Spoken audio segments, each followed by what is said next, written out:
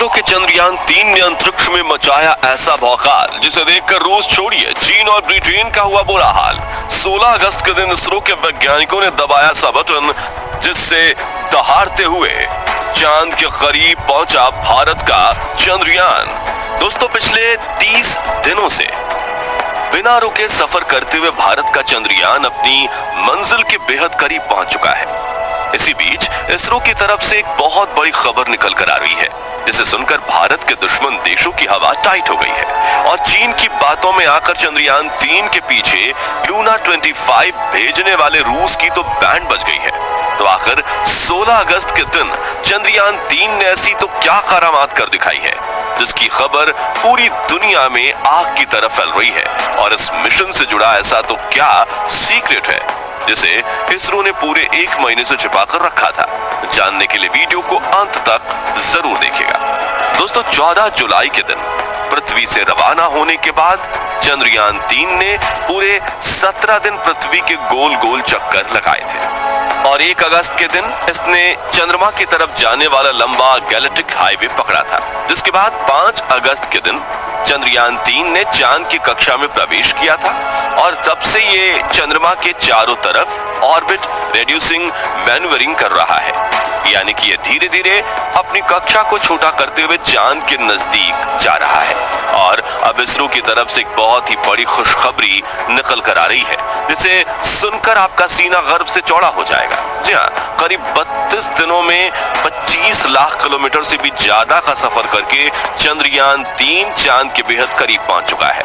और अब 16 अगस्त के दिन इसरो के वैज्ञानिकों ने चंद्रयान मिशन का सबसे मुश्किल पड़ाव पार कर लिया है, जो कि था 100 किलोमीटर की गोलाकार ऑर्बिट में प्रवेश करना। दरअसल अब तक चंद्रयान 3 चांद के अंडाकार कक्षा में चक्कर लगा रहा था, लेकिन अब इसरो के वैज्ञानिकों ने इसे चांद की 100 किलोमीटर वाली गोलाकार कक्षा में धकेलकर एक बड़ा कीर्तिमान हासिल कर लिया है। दोस्तों, चंद्रयान 3 मिशन का ये पड़ाव इतना महत्वपूर्ण इसलिए था क्योंकि अगर इसमें थोड़ी सी रफ्तार कम ज्यादा हो जाती या फिर एंट्री गलत हो जाती तो चंद्रयान 3 इस कक्षा को पकड़ ही नहीं पाता और चांद की सतह पर क्रैश लैंडिंग कर सकता था। लेकिन भारत को चंद्रयान मिशन के इस पड़ाव में भी कामयाबी मिल चुकी है और ये चांद की 100 किलोमीटर वाली कक्षा में गोल गोल घूम रहा है। इसी कक्षा में चंद्रयान 3 के इंटीग्रेटेड मॉड्यूल में से प्रपल्शन मॉड्यूल और विक्रम लैंडर अलग होने वाले हैं। इसके बाद प्रपल्शन मॉड्यूल अगले कई सालों तक इसी कक्षा में घूमता रहेगा, जबकि लैंडर मॉड्यूल लैंडिंग के लिए आगे बढ़ेगा। इसी के साथ दोस्तों, भारत के चंद्रयान 3 ने एक बेहद कठिन चरण में एंट्री कर ली है और अब अगला हफ्ता पूरे मिशन की कामयाबी के लिए बेहद जरूरी है, क्योंकि एक जरा सी भी चूक में पूरा मिशन बर्बाद हो सकता है। मिशन का ये चरण चंद्रयान 2 के लिए बेहद कठिन साबित हुआ था, जब ये स्पेसक्राफ्ट दूसरे अंतरिक्ष यान से और उल्का पिंड से टकराते टकराते बचा था। क्योंकि दोस्तों, चंद्रमा की कक्षा में दुनिया भर के कई मून मिशन के बंद पड़े स्पेसक्राफ्ट बिना किसी रोक टोक के घूमते रहते हैं। वहीं चंद्रमा की मैग्नेटिक फील्ड और ग्रेविटी भी पृथ्वी से काफी ज्यादा कमजोर है, इसलिए यहाँ पर आए दिन उल्का पिंडों की बारिश होती रहती है। इसी वजह से इसरो के वैज्ञानिक लगातार चांद पर नजरें गड़ाए बैठे हैं ताकि चंद्रयान 3 की राह में ऐसी कोई मुश्किल आए तो वो स्पेसक्राफ्ट का रास्ता मोड़कर इसे नष्ट होने से बचा सके।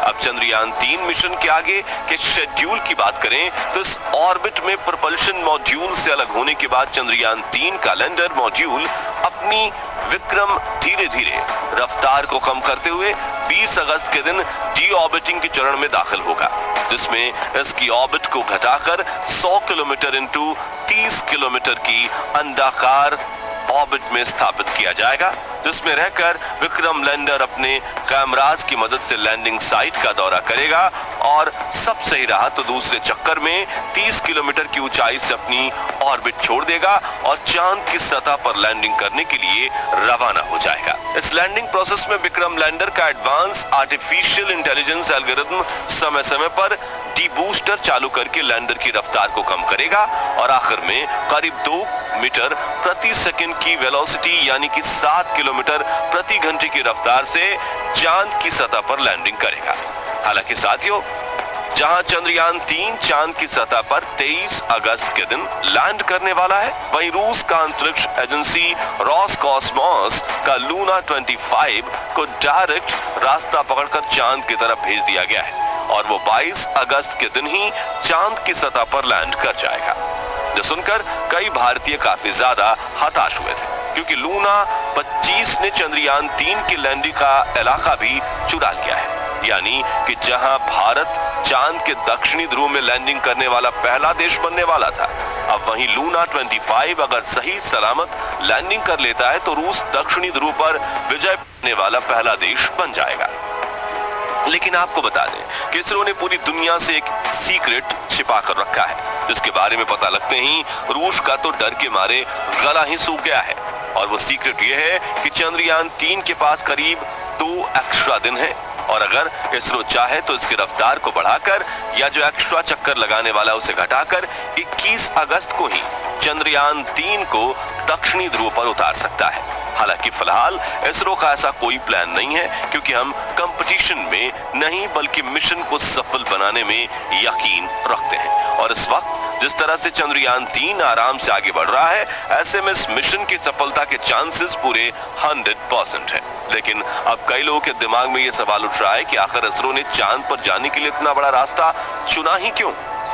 यानी कि जहां नासा के अपोलो मिशन को चांद पर पहुंचने में 4 दिन लगे थे, यूएसएसआर के लूना 1 ने तो सिर्फ 34 घंटे के बाद ही चांद पर लैंडिंग की थी और रूस का रीसेंट मिशन लूना 25 सिर्फ 5 दिन के बाद ही चांद की कक्षा में पहुंच चुका है।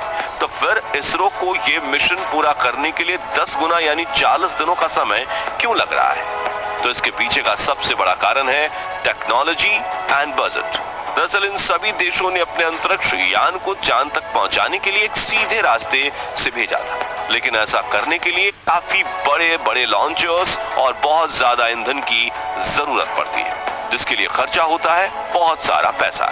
और इन देशों के पास अपने स्पेस मिशन के लिए काफी हाई बजट था, जबकि कम खर्चे में मैक्सिमम आउटपुट देना इसरो की सबसे बड़ी खासियत है। और इस बात को ध्यान में रखते हुए इसरो के वैज्ञानिकों ने चंद्रयान 3 की लॉन्चिंग में उसी इलिप्टिकल रूट को इस्तेमाल किया जिससे मंगलयान और चंद्रयान 2 को लॉन्च किया गया था। इस रास्ते में चांद पर जाने का सबसे बड़ा फायदा यह है कि इसमें सिर्फ ऑर्बिट बदलने के लिए ही फ्यूल की जरूरत पड़ती है, यानी कि ज्यादा ईंधन को ले जाने के लिए बड़े बड़े रॉकेट और स्पेसक्राफ्ट की जरूरत नहीं पड़ती, जबकि डायरेक्ट लॉन्चिंग में बहुत ज्यादा फ्यूल चाहिए होता है।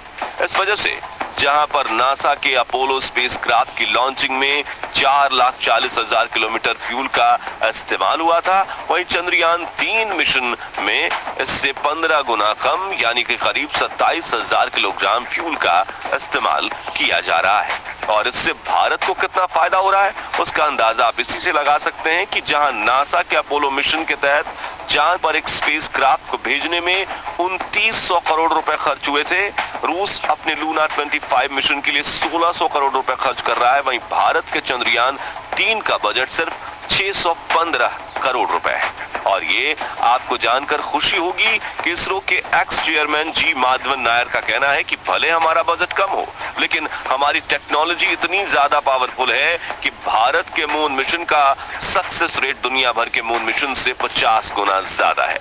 और दोस्तों, भारत की अफोर्डेबल टेक्नोलॉजी में इसी निपुणता को देखकर रोसकॉस्मोस, नासा और चीन समेत पूरी दुनिया के कई बड़े स्पेस एजेंसीज को इसरो से जलन होती है, क्योंकि उन देशों की गवर्नमेंट भी अपने स्पेस एजेंसीज पर आए दिन दबाव डालती है कि आप भी इसरो से खुद सीखो और अपने मिशन में थोड़े पैसे बचा लो। लेकिन वे लोग चाहकर भी इसरो जितने कम बजट में अपनी कोई स्पेस मिशन को नहीं कर पा रहे हैं। तो दोस्तों, अगर आपको भी चंद्रयान 3 मिशन को लेकर इसरो पर गर्व महसूस हो रहा हो तो कमेंट बॉक्स में भारत के वैज्ञानिकों की तारीफ में 2 शब्द जरूर कहिएगा।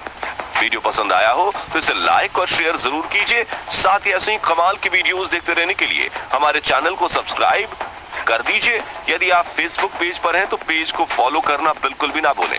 वीडियो को अंत तक देखने के लिए आपका बहुत बहुत धन्यवाद।